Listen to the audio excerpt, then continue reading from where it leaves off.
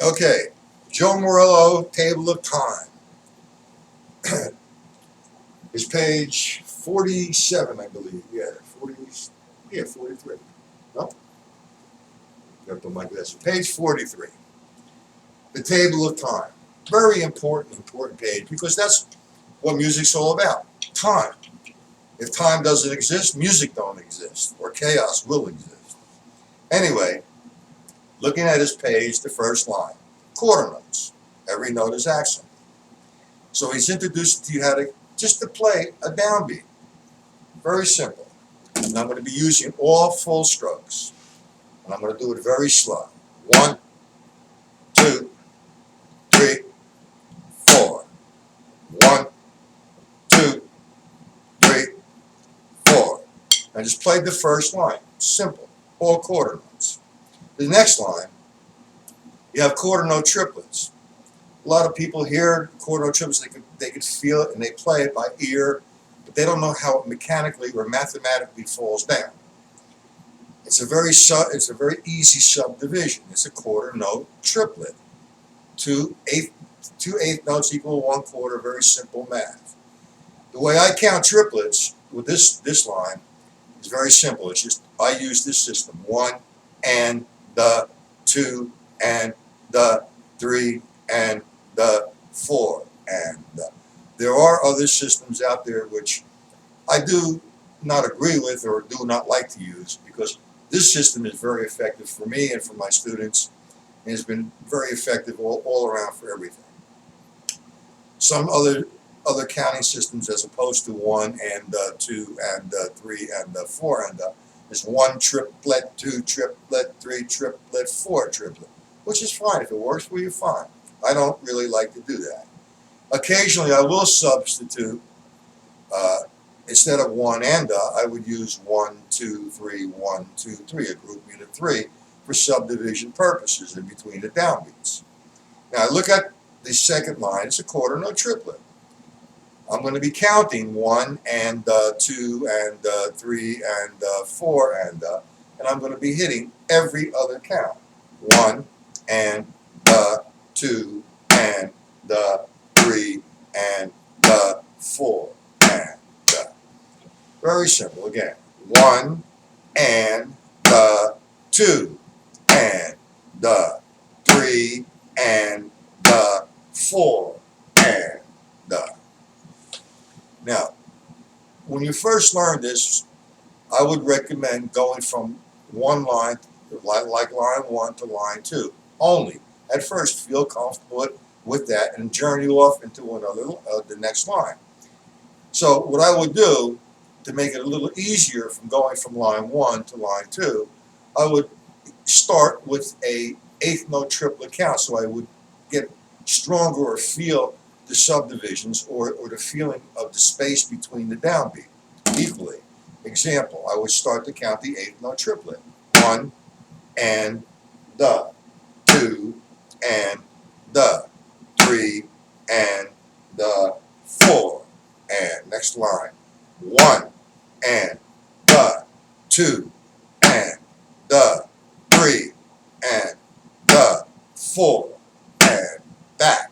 1 and the 2 and the 3 and the 4 and the 1 and the 2 and the 3 and the 4 and the.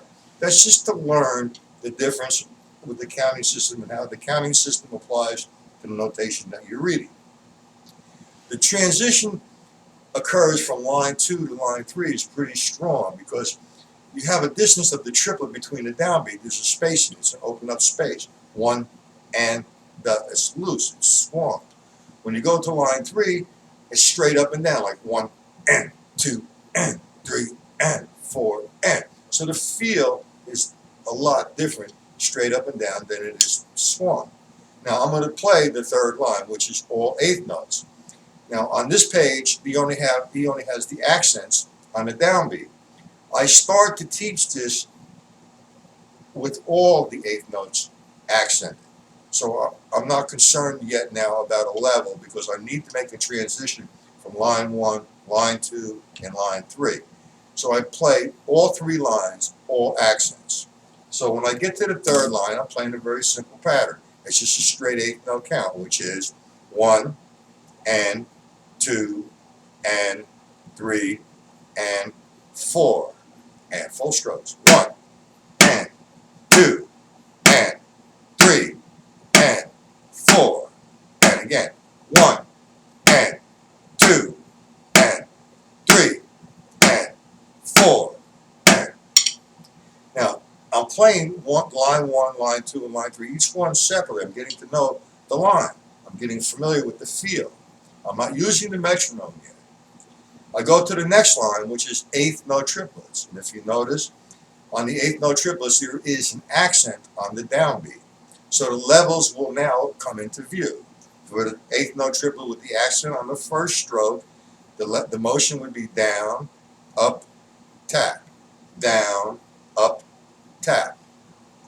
Or I'm counting 1 and the 2 and the 3 and the 4 and the 1 and the 2 and the 3 and the 4 and the down, up, tap, down, up, tap, 3 and the 4 and the. Now that takes care of the groupings of 3. The next grouping is going to be the grouping of 4, which is 16th notes. The counting system for 16th notes would be 1, E, and the, 2, E, and the, 3, E, and the, 4, E, and the. And again, you have an accent on the first stroke of the downbeat. So the level comes into view, which is going to be down, tap, up, tap. My counting system would be 1, E, and the, 2, E, and the, 3, E, and the, 4, E, and the. Simple. And I'm just doing each line separately. I'm not going from line 1, 2, 3, 4 yet. And I'm not using the metronome because I'm becoming familiar with what is happening. I'm just trying to look at it and say, okay, that's grouping of 4. My next one, grouping of 5. The count for the grouping of 5 is 1, 2, 3, 4, 5. 1, 2, 3, 4, 5. 1, 2, 3, 4, 5. I'm getting 5 strokes equal between each downbeat. So I'm counting 1, 2, 3, up, 4, 5 position. 1, 2, 3, 4, 5. Easy. 1, 2, 3, 4, 5. Now what I recommend when you're doing this like that, as you're doing each line separately, I will put my bass drum on my foot on the count of the 1 of the grouping of 5. 1, 2, 3, 4, 5. 1, 2, 3, 4, 5. So on and so forth. The next and last grouping that we're going to cover is the grouping of 6. Now here comes my subdivision count. Instead of counting 1 and the 2 and the 3 and to get the feeling of 6, we're counting 1, 2, 3, 4, 5, 6, 1, 2, 3, 4, 5, 6. As I use the metronome and play faster, the count becomes a little bit difficult, and it's difficult to feel that. So what I do is I'm going to count 1, 2, 3, 1, 2, 3, and I'm going to put the ands in there. 1 and 2 and 3 and 1 and 2 and 3 and 1 and 2 and 3 and 1 and 2 and it's my grouping 6. 1, 2, 4, 5, 6. 1 and 2 and 3 and 1 and 3 and. So now we covered up to groupings of 6 without the metronome. I recommend just practice each line separately until you feel it, until you know what's going on, so that the levels, the downstrokes, the taps, the upstrokes are in position, and they feel good and they feel natural. Once you get each line feeling good, now you say you're ready for the next step, which would be to use the metronome. This is what we just did, was the learning process of each line. This page is not effective unless you use a metronome. So you feel the distance in between each downbeat.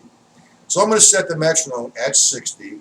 I'm going to play line 1 to to groupings of 6. Go from line to line, and back to line 1, down to groupings of 6, back to line 1 at 60. Now you can take this any place you want once you become familiar with it.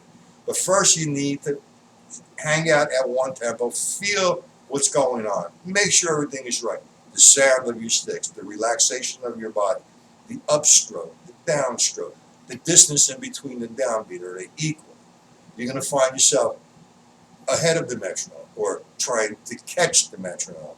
It's not easy at first, but once you do it repetitiously over and over again, you're going to feel it. And when you come to reading or playing patterns on the drum set, it makes that space it feels really nice and it starts to groove. So what I'm going to do is I'm going to play line 1, like I said, through groupings of 6 over and over again at 60. Here we go. 1, 2, 3, 4. 1 and the 2 and the 3 and the 4 and 1 and 2 and 3 and 4 and 1, 2, 3, 4. 1E and the 2E and the 3E and the 4. 1, 2, 3, 4, 5. 1, 2, 3, 4, 5. 1, 2, 3, 4, 5. 1, 2, 3, 4, 5. 1 and 2 and 3. 1, 2, 3. Again. 1, 2, 3, 4.